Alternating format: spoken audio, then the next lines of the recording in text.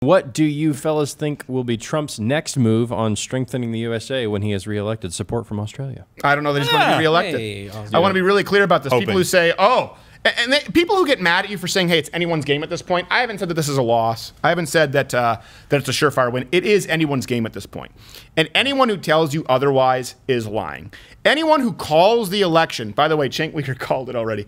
Anyone who calls the election at this point is an idiot. If you were to look at the numbers right now, you look at the Vegas betting odds, smart money says Biden. But this just gave an open path to victory tonight. And who would have thought that the struggling campaign could have been pulled up by Vice President Pence?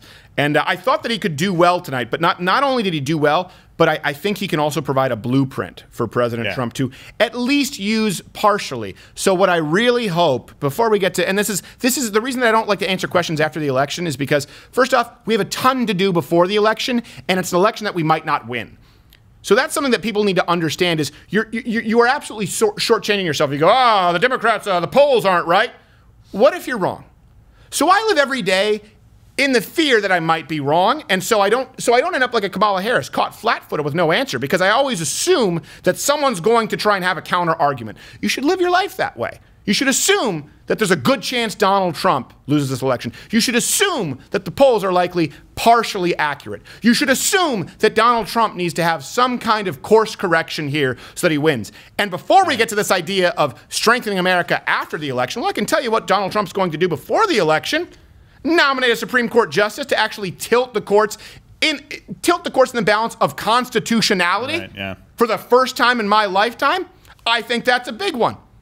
I think there's a lot that can be done that Donald Trump is doing right now. He's still president until the end of the year. So I don't know why you have so many conservatives or Republicans who get mad if you try to offer constructive criticism or advice to Donald Trump, and if you actually try and look at the task at hand. The task at hand right now is a big one. That is re-election. Mike Pence just gave a path to victory, but we have to be disciplined, we have to be diligent, and Donald Trump needs to surround himself with people who will pull him aside. And in those quiet moments, the kind of conversation that Kamala Harris never got because no one ever challenged her because she's the first female POS vice presidential candidate.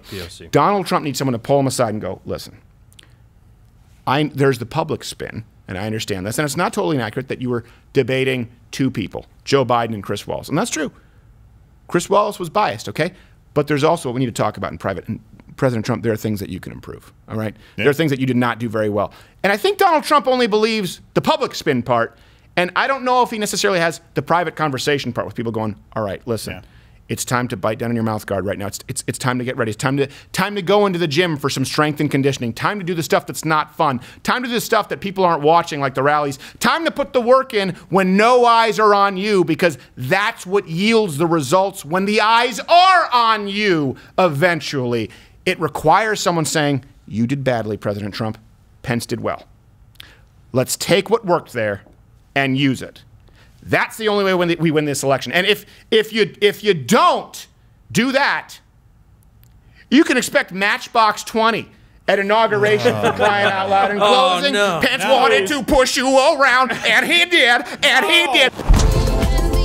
Watch Good Morning Mug Club live every Monday through Thursday at 10:15 Eastern.